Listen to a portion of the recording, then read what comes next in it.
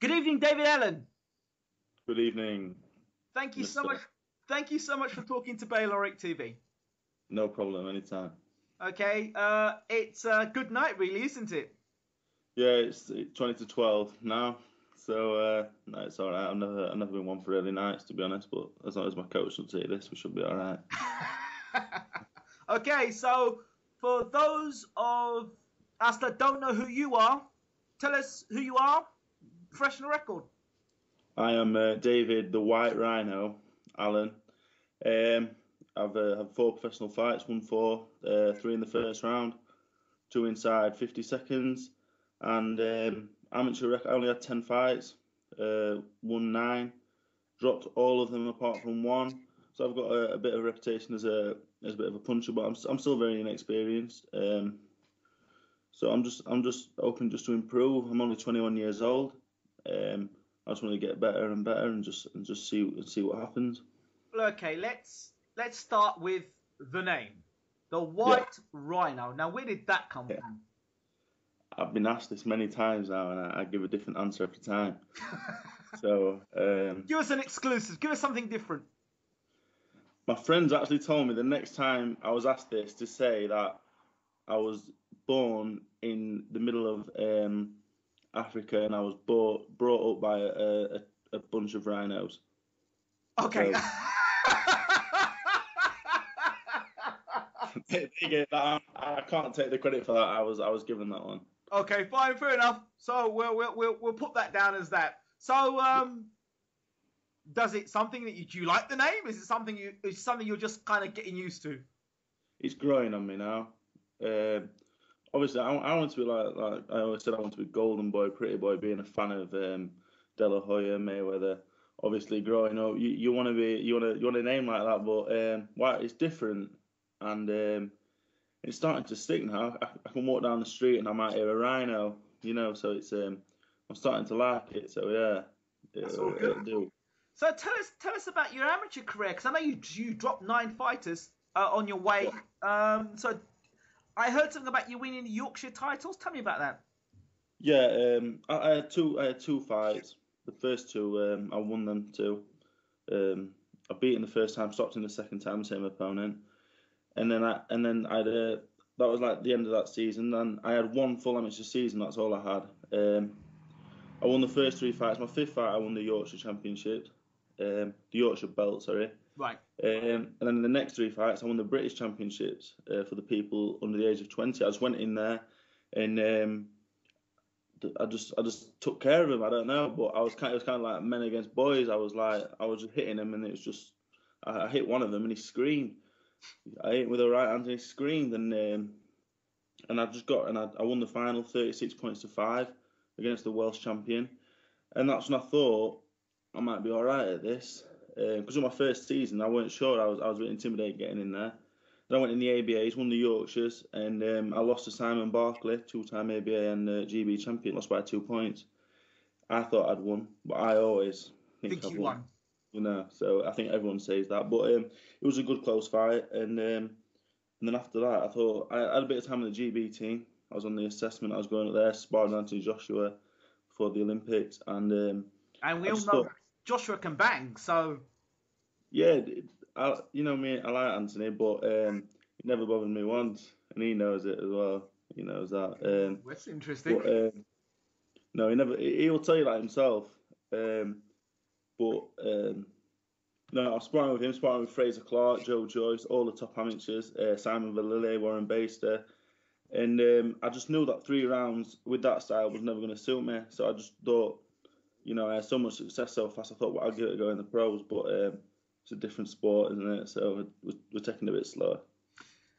I mean, so you've turned pro, Dennis Hobson. Yeah, Dennis, yeah. A man who I haven't had a chance to interview yet, but I've got the utmost respect for Dennis Hobson, for what he has done for British boxing. This man, Dennis Hobson, has had 2 world champions, 2 legit world champions in Jamie McDonnell and now Stewie Hall. He lost McDonnell and then got Stewie Hall to fight for the world title and won the world championship. Okay? Yeah. That is great management. So for me, he's going to be one of the best managers in the country just for that alone. 2 legit world championships. Yeah, definitely. This man should be getting praised at the moment. He should be getting worshipped because he's not just taking guys and getting them world title shots and getting them smashed to pieces. He's taking them, putting them in world title fights, and they're actually coming back with world titles. So you really, that's fantastic. I think Dennis will tell you, I think he always tells me his best work was with Clinton Woods as well. And Clinton Woods. How can we forget Clinton Woods? But I think, no disrespect to all 3 fighters, but I think if you said them 3 names, you wouldn't associate them with being world champions. So I think that's the job he's done as well, because he's made them British. They've all been British, Commonwealth and European champions on the way up. He's done it the proper way. So that must give you a huge boost to know you've got a guy that's done it with 3 different. He's done it with 3 different fighters, and you've come on the books as well now. That must be a great boost for you because you're going to be guided by somebody who knows what they're about. It's not just going to get you an unbeaten record and then stick you in there and throw you to the wolves and get you knocked out. He's going to look after your career. Yeah, when I first signed with Danny, he'd only had Clinton Woods, but Jamie was well on the way to being a world champion. And it was just with Dennis. He's a friend as well. He's just a. If I went boxing, I'm still want to be his friend. He's just a nice man, and obviously I wasn't I was a good amateur for what I was, but I wasn't an Olympian. I was never going to sign with Eddie Hearn or Frank Warren or Golden Boy. But after, obviously, because Dennis doesn't have Sky Sports or whatever, I think he's the best. He is the best promoter manager in the country. I said it. And Frank Warren, Eddie Hearn, Sky, Box Nation, exclusive deals aside, is the best promoter in the country. Absolutely. In my eyes. So it was a no-brainer, especially with him being Sheffield, so local. So it was never any dispute as to where I was going when I did turn pro. So who's training you now then? Mick Marsden, Stewie Hall's trainer. Right. In Leeds, and we've just hit it off big time. He's more like a friend as well. So I just go down to the gym, crack a few jokes, but when it's time to train, then it's time to train. So tell us about this next fight you've got and when it is. It's March the 3rd at the Octagon in Sheffield.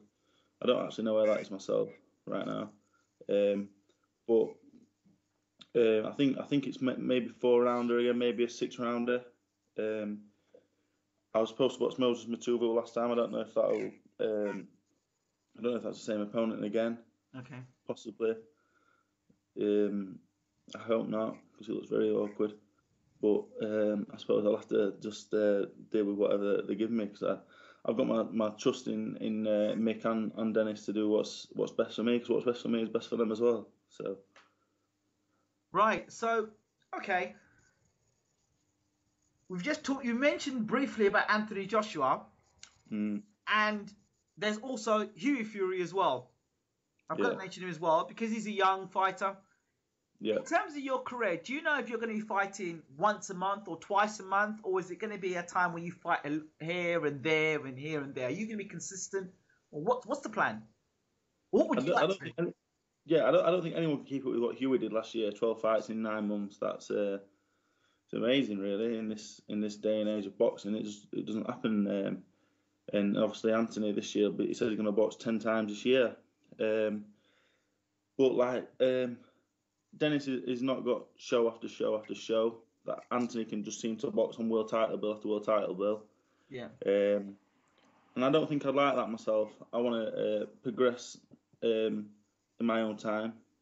I'm only 21, and even though Hughie's only 19 and Anthony's maybe 24. Yeah. I think I'm developing nice and slowly. I want to develop at my own time. At the time, I was calling everyone out.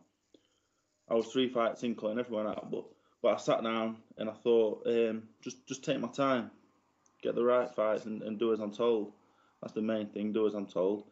But Hughie's had 12 fights. Anthony's only had 3, but I know they're going to be moving a lot faster and a lot thingy for me because of the amateur experience, Olympic and world champions. So, but it's not just them two. Them two I've sparred with both, Okay, so how do you, in terms of the two fighters, how do they differ? Let's talk about Huey first.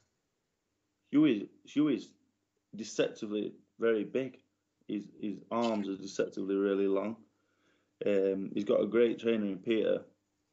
You know, I respect him massively as a trainer, but as a person as well. Every time I've met him, he's just been great to me. And on Twitter, if you speak to him, he always replies, and he's always very kind with his time. But Huey's very good. He's a world amateur champion, which you don't get that for nothing. You don't get 12 professional wins if you're not any good. But Anthony's very strong. He's very big, and he's four or 5 years in front of Huey. Huey in 4 or 5 years' time, that's a different proposition altogether. Well, there's not just them two about right now. There's Dominic Akinlade from London. I've seen him. He looks very good to me. That's my kind of fighter. I like that. AJ Carter. Yes. He looks a good fighter. Carl Spencer from Doncaster, like myself. Right. He's 6'8", 19 stone. He boxed for England 3 or 4 times. I think the division is as good as it has been in years as far as strength in depth. Ian Lewison, he hasn't had that many fights. You hear his name, he hasn't had many fights. Ian Lewison scares me to death. You know what I mean? I wouldn't fight him now. He's a massive puncher. He's durable. If he got fit, I think he'd be British champion tomorrow. That's what I believe. Sam Sexton's a top fighter. Even the line, Derek Chisora. But like I always say, Chisora, Price, they're a level above. Right. But like everyone around us had 5 or 6 fights because Lewison's only had 11. Yeah. I look on Boxer at the heavyweight ratings. I'm like, oh, do you know? I think and hopefully they'll look at my name and think the same. Well, I think the division right now there's going to be some amazing fights in the next 18 months, 3 years because of the names there. What can you learn from Audley Harrison's career? Who, if you remember, from his first 5 fights was shouting out wanting a British title fight. And then you've got David Price, who was knocking everybody out and then came on stuck against somebody who actually could take his power and hit him back. What do you do, Dave Allen, the White Rhino, to ensure that neither pathway you walk down? I think firstly, as a massive Audley Harrison fan, I think he gets understated what he achieved because a European champion and some of the names on his record, I think he's had a great career. If you said to me now you can be European champion and fight for a world title, I'd probably snatch your hand off for it because that's a great career. 9,999 out of 1,000 aren't going to have that kind of career. So I think firstly, I think he's had a good career. It shows how good his amateur career was to show that is an underachievement in some people's eyes. That's true. But I think with David Price, he was fed a lot of easy opponents. I'm having the similar opponents now because I didn't have the amateur background he did. He was up at a really high level as an amateur, and then he came all the way back down. Right. And expected to go back all the way back up again. So I think you've just got to just step it up gradually, very gradually. You can't go from a Matt Skelton at 46, who's still a good fighter. I sparred with him for the Price fight. It was still tough, and he wasn't him to Tony Thompson wasn't it was too big of a gap. Right. So I wouldn't go from the next fight. Say my last fight was a Hungarian. I wouldn't go from him to fighting one at the borderline British title level. You just take gradual steps. But I don't know. But hopefully my trainer and manager will know the correct steps. So okay. When you're banging, knocking guys over, and you walk away from that, what do you gain from that experience? Because Deontay Wilder, as you know, 30 fights, 30 KOs. Yet people are saying, yeah, he's knocking those guys out, but what exactly are you learning from that process? What do you learn? I mean, you're still young in your career, so that's, it's still young for you, but what do you gain by knocking guys out? What for you personally, what is it about you when you knock a guy out and you go back to your gym? What motivates you to get better? As opposed to you getting beat and then coming back to the gym and training. Yeah, I think over half my fights as an amateur and professional, like 6 of them haven't even got out of the first round. Over half haven't gone the distance. But now when I get in the ring, whether it's a minute or whether it's 3 rounds or 4 2-minute rounds, I think my last two fights, things have started to really slow down. Whereas before everything was 100 mile an hour. So I think whether it's lasting a minute or it's lasting whatever, I think it's just that experience of actually being in a ring with people there, being it for real. I think actual rounds, I don't know if that makes a difference. I think it's just the comfort of being in there. If you look at a James Toney, nearly 100 fights, he's in there. He's in terrible shape, to be fair, but he's never out of breath. He's never flustered. I think that's you couldn't say you couldn't say he's fit looking at him, but I think it's just because he's got that confidence of it. He's got confidence in his ability. He's done it that many times. He's been there. He's done it. There's no nerves, and I think that's more what it is. Just a comfort thing and just being able to relax. I think that's more. I think just being in the ring, not necessarily the rounds, going through the whole ordeal of getting in the ring and going through it all. So, what's the general day like in the life of Dave Allen? So you say you got training in the morning. Yeah, tomorrow I'll get up about 5 to 9 to be at the gym for 9, just down the road. Just get up straight up, get something to eat, set off straight out the door. I'll do just be a boxing session, just pads, bag, with me, just 1-to-1. Just a proper session boxing, working on things. We're working on the jab at the minute, getting the jab out there, doing the right hand nice and straight, and just trying to get technically better. And then go on the bag. He watches me, make sure everything's correct. So I'm learning, but I'm getting fit, but I'm learning. But as I'm learning, I'm getting fitter all the time. So I think that's the way is how he wants me to do it. Not worry about getting fit, worry about my technical stuff. But obviously, while I'm hitting the pads and hitting the bag, I'm going to be getting fit at the same time. Yes. Which I think is the best way to do it. Yes, absolutely. So we do that, and then I go home. Luckily, I'm sponsored, so I'm boxing full time. So who are your sponsors? Innovation. It's an insurance company, I believe, in Bawtry, Doncaster, for anyone interested in insurance. Fantastic. Fantastic. Good stuff there. And then get back, get something to eat, then head back to the gym for 3 o'clock and just do a cardio session, maybe just rowing, cross trainer, running, stuff like that, and then go back home. And then if I'm hungry or something, I want to eat some sweets, I'll drop down and I'll do 10 press-ups. That's a big part of my training now. I just want something to eat right now, and I'll do 10 sit-ups just to take that edge off wanting some sugar. Seems to be a man. I'm just talking to you and your vibe. You seem a very chilled out, relaxed type of guy, and almost like a bit of a cheeky chappy almost. Yeah. And a bit of mischief about you, which is good to see in a fighter, because when you've got a little bit of mischief about you, that means in the ring you could potentially be the same way as well. And if you're the puncher that you are, combined with that little bit of mischief as well, you could have some interesting fights in the future and some interesting press conferences. Yeah, definitely. I mean, I've done a few interviews. I Film London. They were interesting interviews. But yeah, I mean, I'd love to be like a Nazim Hamed. But obviously, I'm handsome as well. So I could be massive. I could be a good-looking heavyweight Nazim Hamed. That is the dream. That's money. It is money. You don't want to end this. You don't want to end on the Nazim Hamed note, though. No, definitely not. But I know for a fact when I get to 40, I'll be about 60 stone as well. I've nearly figures in when I retired as well. That's the plan. That's the plan. So what's your style like? I haven't got. I heard you're about 6'3". Yeah. Dimensions. 6'3", and very chunky, I would say. I'd say I've got really big legs. Yeah. But I mean, I fight very different. I started my boxing at the Ingles. Yes. With Brendan Ingle.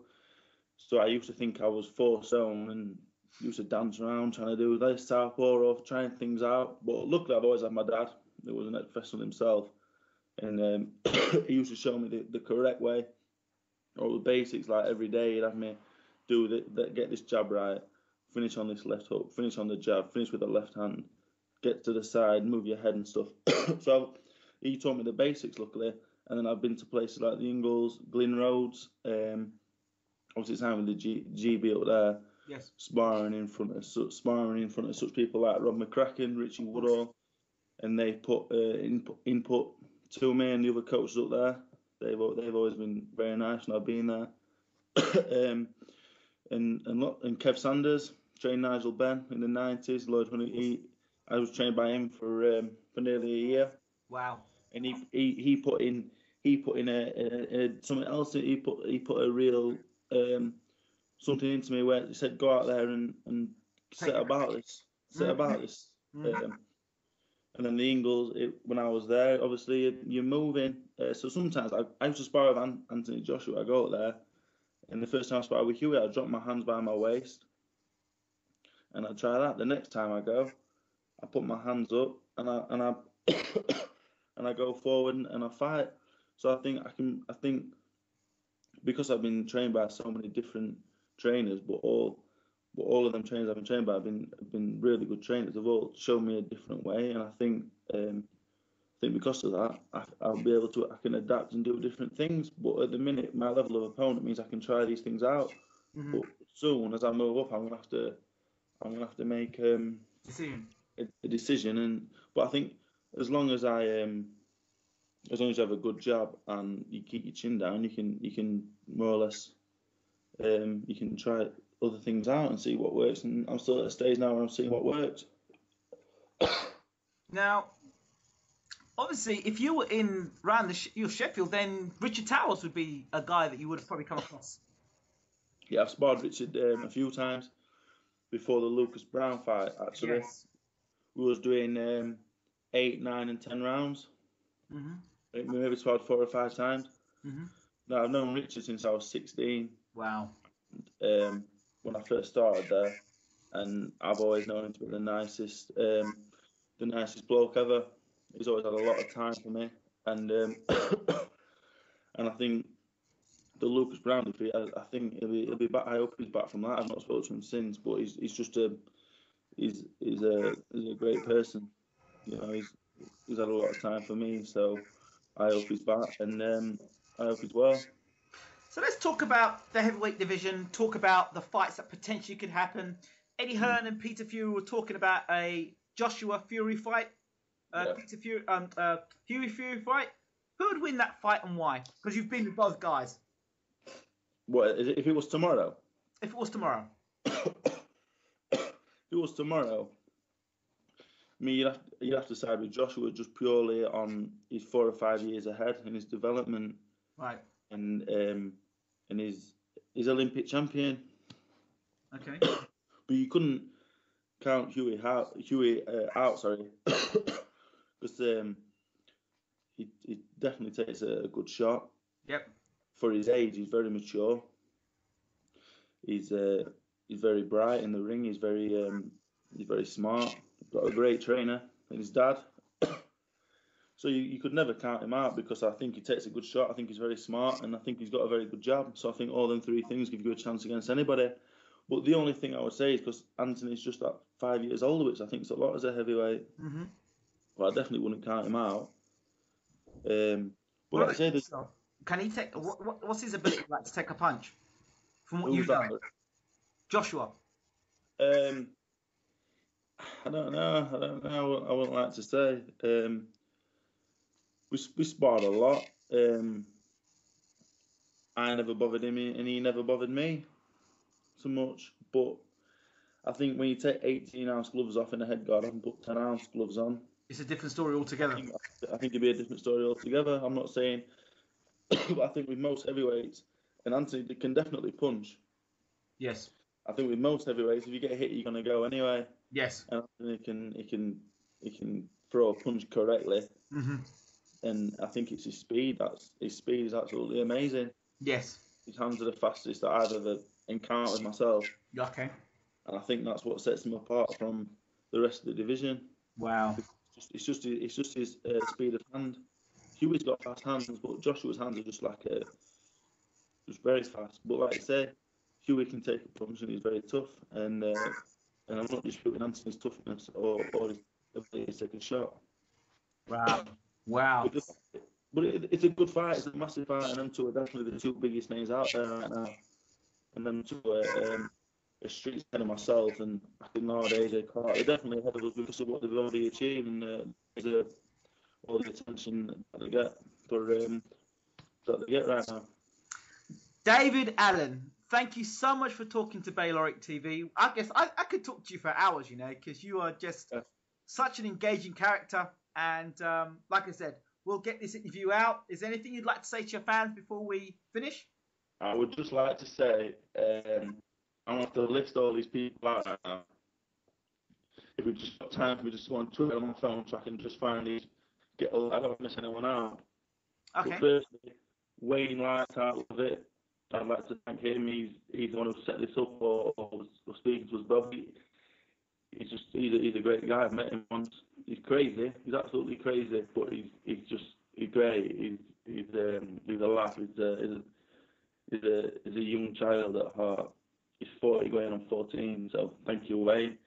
And Colin as well. There's an Irish fellow on there. Colin, if I'm saying that right, I'm not sure. He's been a fan. If not a fan, a friend for a while now. He likes his horse racing as well. He's a great bloke. And also Mark, I think it's Mark, and the new. Yes, and the new. Mark, and the new. Yeah, he's thank you to you as well. Keep it up. I love talking to all of them on there. Anyone who messages David123 Allen gets a reply no matter what they say. I try and make conversation with everyone. I'm just an average 21-year-old who just happens to box professionally and nothing special whatsoever. And also the other Waynes. There's so many Waynes. I get confused. Wayne Smith, maybe. Wayne Smith. He's one. Yep. Wayne, Bill Dossett. I don't get that. Is that a joke? Wayne, there's another Wayne. It's the same Wayne. Yeah, Wayne Smith. It's the same guy. Oh, Wayne Tomo 79 from Hull. He's a good bloke. I don't know him that well. And also, I'm gonna have to say, I don't know. There's too many. I'm just gonna all of them. Right now, I can't think of any. But there's loads of them, and if I miss you out, then we're gonna have to do a whole interview, just solely me thanking everyone who messages me on a daily, weekly, monthly, one-time basis. Well, Dave, we're going to check in with you on a monthly basis, so you can keep on doing this, so you can keep on building a relationship with the fans. Because what you've just done, there's a really nice touch. If anyone tweets me, I'm going to write your name down, username a lot, and I'm going to use this platform to thank you all, because I do really appreciate it, and I appreciate all the boxers. Terry Norris retweeted me the other day, by the way. Wow. Which was a great moment for me. Fantastic. So hopefully if I can give 1,000,000% of replying and answering questions to other people that he gave me, then I will continue to engage in chat with everyone. So thank you, everyone. Dave Allen, thank you so much for talking to Bayloric Worldwide. Really enjoyed talking to you. Thank you very much. Thank you. Enjoy.